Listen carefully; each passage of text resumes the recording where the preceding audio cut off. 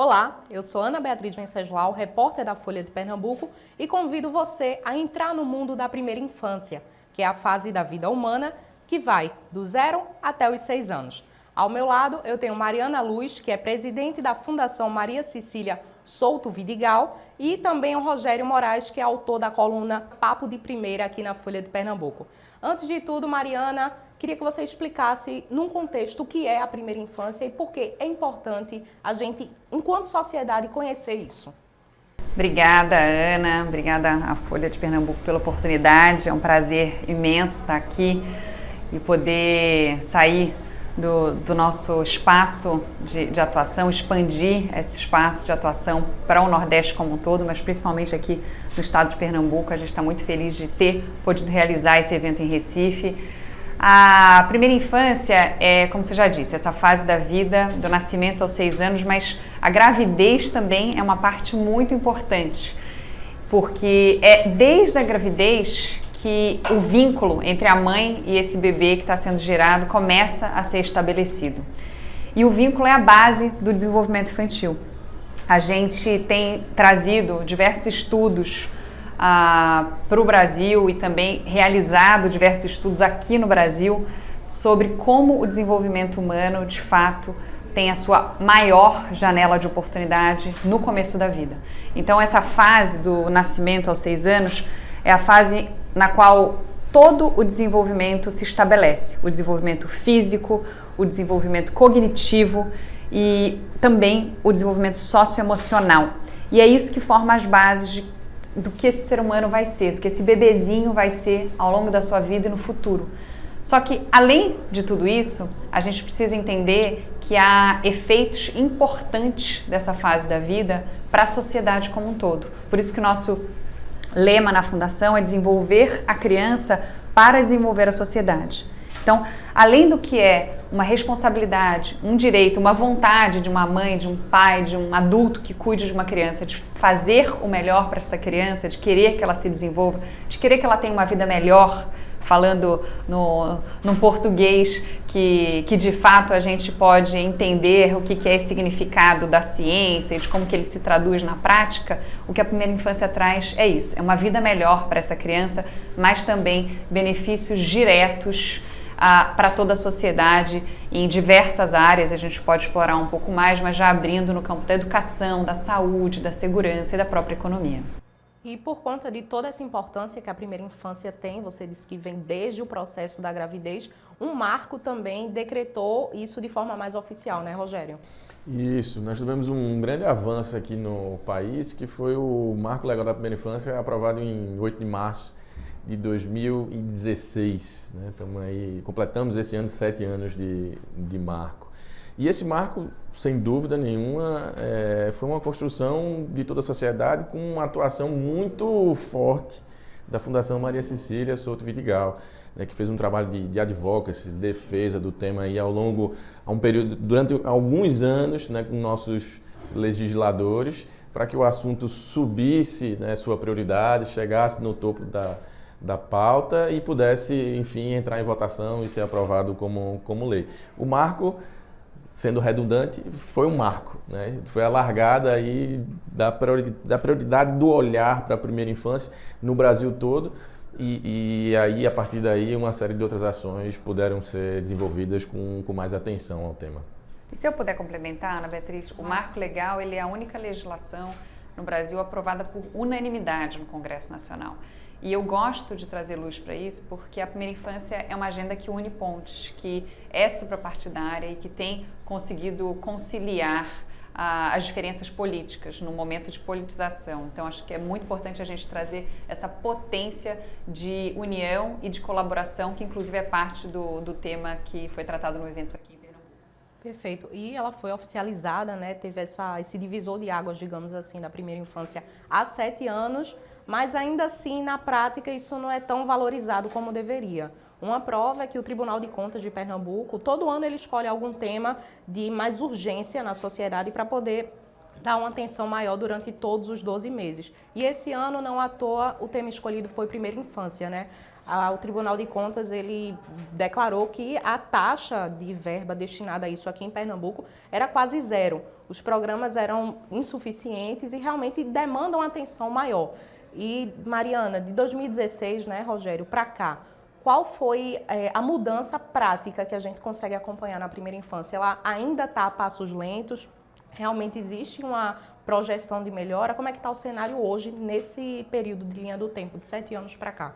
Ana, eu gosto de olhar o copo cheio. O marco legal da primeira infância, ele de fato traz um arcabouço legislativo que permite as diferentes esferas do poder público fazer com que esse desdobramento aconteça e chegue na prática. Então, o marco legal ele é a base para que sejam criadas as políticas estaduais de primeira infância, as políticas municipais de primeira infância, de que haja uma maior alocação de recursos, como está defendendo o Tribunal de Contas. Eu, inclusive, participei de um evento do Tribunal de Contas aqui do Estado de Pernambuco, falando sobre orçamento, falando sobre a priorização da primeira infância, de fato, ser dada quando há alocação de recursos para ela. Então, essa é uma forma importante da gente monitorar e demandar a prioridade por meio do orçamento, inclusive neste ano, que é um ano de elaboração do PPA, que é o Plano Plurianual dos Estados, dos municípios, também do governo federal. Então a gente tem feito toda essa incidência para que a primeira infância, se é uma prioridade desse país, como está no marco legal, também deve ter uma alocação orçamentária para tanto. E é no PPA que isso começa para que seja possível a gente chegar até a lei orçamentária anual. Então, justamente o marco traz as grandes diretrizes. Agora, houve avanços desde 2016, na minha visão, houve avanços porque hoje nós temos diversas políticas estaduais, temos diversas políticas municipais com metas, com indicadores, com algum orçamento. Houve também, desde então, a ampliação de programas de primeira infância. Um exemplo de um programa nacional é o Criança Feliz, que foi criado também nesse mesmo período, a partir do marco legal, para que houvesse uma maior incidência de visitações domiciliares que apoiam as famílias nas suas residências com orientações sobre o que é esse período da vida e como que você de fato estimula a criança ou se relaciona positivamente com ela por meio das interações, por meio das práticas de brincadeira, de contação de história, de música, de conversa, muitas vezes que já tem nessa relação uma potência importante. Agora, o que a gente também tem que entender é que o Brasil é um país gigante, é um país diverso, é um país de diferentes Brasis no mesmo Brasil e que nem tudo caminha na mesma velocidade ou da mesma forma e que também não funciona uma solução em uma região que vai funcionar numa outra região. Então é muito importante a gente entender que o marco permite esta regionalização, esta contextualização local. E é por isso que o papel dos estados é tão importante para fazer a política de primeira infância ser implementada nesse estado de uma forma uniforme, mas também nos seus municípios que detêm aí a responsabilidade legal da implementação de políticas de primeira infância, conforme previsto na Constituição, mas que o marco também olha para isso, ampara e entende os diferentes papéis dos entes federativos. E pegando um gancho aí no que você falou na questão da regionalização, é importante, Rogério, que essa atenção maior voltada a cada cidade, a cada estado, aconteça também durante esse período que a gente vive hoje, de início de mandatos, né? Isso, né? Diante até da sua pergunta anterior, eu já estava com vontade de pontuar sobre isso. Olhando também o copo meio cheio, eu também gosto de olhar assim, Mariana. Aliás, tem uma frase boa aqui do Ariano Suassuna, que a gente diz que é pernambucano, mas é radicado em Pernambuco, nasceu na Paraíba, né? O otimista às vezes é um tolo, mas ele gostava de ser um realista esperançoso. E o Nordeste dá bons exemplos em áreas sociais. Por exemplo, na educação, né, nós temos a referência do ensino médio aqui no estado de Pernambuco, o modelo das escolas integrais, que depois foi exportado para todas as outras regiões. Na alfabetização, em todo o ensino fundamental, hoje em dia, o estado do Ceará. Na primeira infância, vindo inclusive das experiências de aprendizado com o trabalho de alfabetização. O trabalho do estado do Ceará também, de forma articulada com os municípios. Mas, de fato, trazendo para a realidade aqui do Estado, por que o TCE acendeu o alerta? E é muito bom que o TCE esteja junto, né, nessa briga. Fiscalizador e que também, para além, né, da fiscalização, pode apoiar, pode apontar melhores práticas para os municípios. E essa me parece ser a intenção aqui. Mas em que pese todo esse copo cheio, Pernambuco é o estado com pior cobertura de vaga em creche, numa região, né, do país que continua com os menores índices de desenvolvimento humano, na região onde o nível de pobreza é maior. A gente vive uma situação de calamidade pública com as crianças. 60% das crianças no Nordeste vivem abaixo da linha da pobreza. Então a gente precisa chegar junto e precisa chegar junto dos municípios. E o melhor caminho é chegar junto com o apoio, seja do CCE, seja de forma articulada, colaborativa com o Estado, ou junto com a Federação, ou junto com as fundações, né, com o terceiro setor, com a sociedade civil organizada. E quando a gente fala de direitos, né, dentro do tema da primeira infância, a gente atrela logo a questão da educação como um pilar fundamental de formação que de fato é.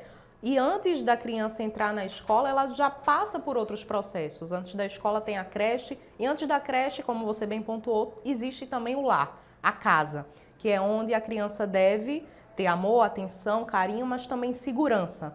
Aí que entra o processo de parentalidade dentro da primeira infância. Eu queria que você destrinchasse um pouquinho a importância disso, Mariana. Ótimo. Parentalidade, inclusive, é um dos grandes eixos temáticos da Fundação. Só para fazer uma breve parêntese, lá na Fundação a gente elegeu 3 temas prioritários. Então, além da parentalidade, educação infantil, como você já trouxe, que é uma grande prioridade, e a avaliação, porque o que a gente entende é que não há avaliação do desenvolvimento infantil, então a gente tem trilhado caminhos de buscar essa avaliação, tanto no campo do desenvolvimento, que envolve a saúde e a assistência social, mas também na educação infantil a gente tem buscado fazer essas avaliações acontecerem. E é como você disse, a parentalidade, ela é desde o início, desde essa gravidez, ela está muito ancorada no ambiente doméstico, no que são esses adultos de referência. Então, nas múltiplas constituições familiares que a gente tem no Brasil, tem sempre um adulto ali que vai cuidar dessa criança.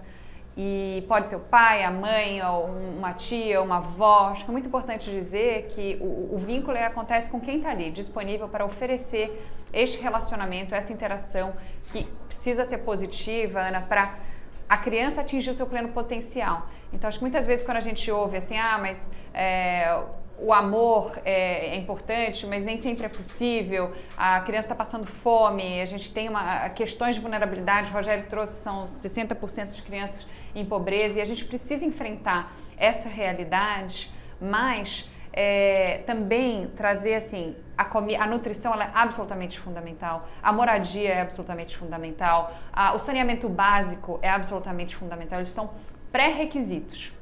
Agora, o amor está no mesmo patamar de relevância do ponto de vista do que são as conexões cerebrais que acontecem nessa fase da vida. E é um cenário de desigualdade que, para ser corrigido, Rogério, ele precisa chegar na origem para que a ponta ela já esteja pelo menos perto de um equilíbrio, né? Você trouxe aí um índice de pobreza, tem também aí dentro da pobreza a extrema pobreza, e é uma realidade onde muitas vezes nem o básico acontece, né? Quantas crianças não têm direito, por exemplo, à água encanada dentro de casa? Isso, Beatriz. Você falou antes aí do tema de parentalidade, que é um tema que me é muito caro, né? Trabalho com isso hoje num programa de parentalidade, muito por conta dessa visão que a Mariana trouxe, que a ciência traz, sobram evidências robustas, né? Que essa vida, esse vínculo aí na família também é fundamental para o desenvolvimento infantil. A criança pode passar ali a manhã e a tarde numa creche, numa boa creche, mas ela passa o resto do tempo, à noite, à madrugada, o final de semana, com sua família, com seus pais ou responsáveis. Então, é fundamental essa relação e todo ser humano se desenvolve a partir dessa relação. O lar e o território, né? Assim, traduzindo, complementando o que Mariana trouxe aí da sociedade, da importância da sociedade, a ciência também aponta essa influência dos vizinhos, da comunidade, a comunidade respeitando mais, olhando, cuidando junto daquela criança, isso também é muito importante.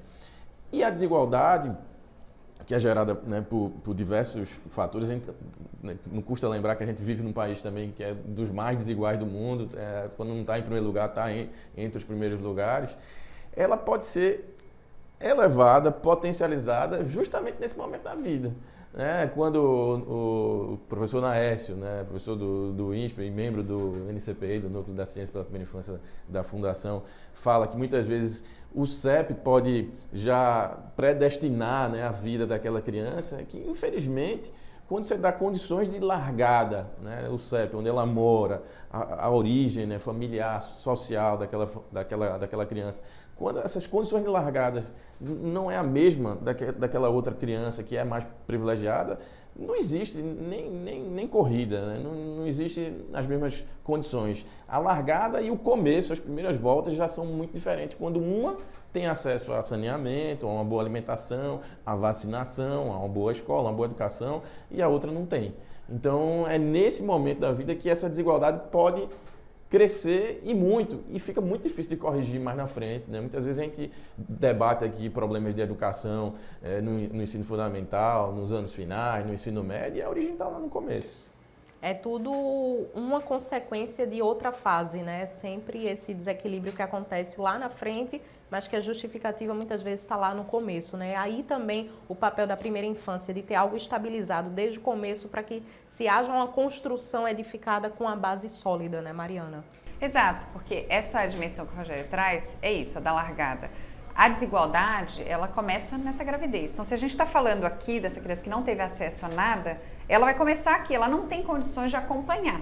Então, se a gente consegue oferecer não só uma creche de qualidade, mas um ambiente doméstico apropriado e um sistema de saúde, tudo que está na base aí do saneamento, da fome, então da nutrição e tudo, a gente consegue aproximar essa condição de largada. Se a gente consegue aproximar essa condição de largada, a gente tem a chance de quebrar os ciclos intergeracionais de pobreza. Agora, o inverso é igualmente relevante e verdadeiro, porque se a gente não consegue, vai ser mais caro, mais ineficiente e muitas vezes não possível fazer essa recuperação acontecer ao longo das etapas subsequentes. Então, o que dizem os estudos e os indicadores de educação infantil, por exemplo, de qualidade, Ana, é que eles conseguem, de fato, melhorar a jornada de aprendizagem ao longo de todas as etapas da educação. Então, lembrando que a creche é a primeira etapa da educação básica, mas ela está nesse período de formação do cérebro e de formação das bases do desenvolvimento humano desse ser. Então, se a gente consegue ter qualidade ali nesta etapa, você consegue recuperar um pouco o que a gente está falando e ter essa jornada como um todo até 3 vezes mais eficiente, ter menos evasão, ter mais alfabetização. A gente tem falado tanto de alfabetização recentemente, e esse é um tema crucial, mas que se a gente só vai investir na alfabetização no período da alfabetização, a gente também não tem como recuperar esse espaço que já foi dado no início da vida dessas crianças. Não dá para olhar de forma isolada para a alfabetização, Não pode olhar de forma isolada para nenhuma das etapas, como a gente tem falado. Mas a alfabetização é mais próxima da primeira infância para a gente, de fato, entender esta correlação imediata. No entanto, o que os indicadores mostram é que, ao longo de todas as etapas e todas as jornadas, há essa melhoria. E essa melhoria não se traduz unicamente numa melhor jornada de educação, ela se traduz em melhoria de renda, de empregabilidade. Então, a gente vê esta correlação em outras dimensões da sociedade, do que são as nossas demandas da sociedade, diretamente. Então, a questão da segurança pública, da violência, esse é um grande desafio também nosso como país aqui, como região, a gente também sabe disso.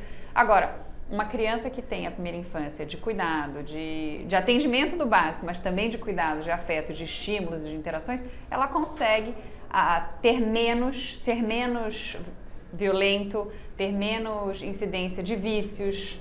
Então, assim, isso que vai fazer com que a gente melhore, em última instância, os nossos indicadores de segurança pública, o nosso custo e investimento em combater o crime, de alguma forma. Então, a gente precisa olhar para a primeira infância como essa causa raiz de desafios que nós temos como sociedade, que estamos tentando enfrentar.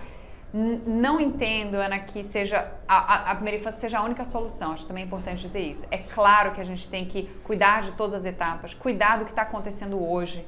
Agora, se a gente quer, de fato, fazer essa transformação acontecer, a gente também precisa focar na causa raiz do problema, porque senão a gente vai ficar com medidas paliativas que vão eventualmente melhorar, mas não vão resolver a solução, não vão trazer uma resolução mais definitiva. E pegando um gancho nessa forma de resolução, né, de debater e de trazer mais práticas para a primeira infância, aconteceu no Recife o primeiro encontro voltado para isso, chamado Primeira Infância Primeiro, que pelo nome já traz um pouquinho da necessidade de priorizar isso. Eu queria que você fizesse um balanço sobre esse evento e falasse também da importância de reunir representantes de todos os governos do Nordeste nesse gancho de centralizar melhor as ações. Ana, o evento foi um sucesso de público, de conteúdo. Tivemos presentes todos os representantes dos 9 estados do Nordeste em mesas de trabalho. Então, além de exposições sobre a relevância da primeira infância, sobre a possibilidade de fato de implementar colaborações e articulações dos estados com seus municípios, tivemos um espaço para olhar para as boas práticas dos estados e trazer à tona o que são essas práticas, uma forma de motivar outros estados ou trazer também ideias, inovações que possam ser aprendidas e eventualmente replicadas nos outros estados. Foi um rico dia de trabalho. Nós agora teremos também um evento em São Paulo, como parte dessa trilha, um evento no Pará e terminamos com um evento em Brasília para mobilização nacional. E a lógica toda diz respeito a gente navegar como uma trilha essa possibilidade de priorizar a primeira infância, de colocar a primeira infância no lugar que ela merece, tanto do ponto de vista orçamentário como neste primeiro ano de governos estaduais, no primeiro ano deste mandato, a gente mobilizar os governos estaduais também a se apropriarem da responsabilidade da primeira infância. A primeira infância tem sempre uma mobilização grande no governo federal e a gente já falou aqui do marco legal da primeira infância, que foi a partir dessa mobilização do legislativo, mas há também uma grande atribuição da primeira infância no executivo, nos diferentes pastas, e no município, que é a sua responsabilidade, que é o ente federativo responsável pela primeira infância. No entanto, os estados, eles têm uma possibilidade de fazer as articulações, de fazer a colaboração acontecer na prática, de entender essa regionalidade do contexto local, de ter como estão próximos, eles podem ter uma agilidade no trato com os municípios, eles também podem ter a visão de o que escalar numa determinada região e naquela sua determinada região. Então, além da capacidade técnica e financeira, que é uma atribuição mais formal dos estados, a gente está enxergando que essa intersetorialidade que une as pastas dentro de um estado, da Secretaria de Educação, da Secretaria de Saúde, da Secretaria de Assistência Social, da Secretaria da Fazenda, se a gente tem um estado articulando, fazendo essas pastas trabalharem juntas, implementando as políticas, a possibilidade de fato dos municípios não só exercerem a sua responsabilidade, mas sentirem esse apoio e essa possibilidade de fazer e de fazer junto, que tem um impacto muito maior.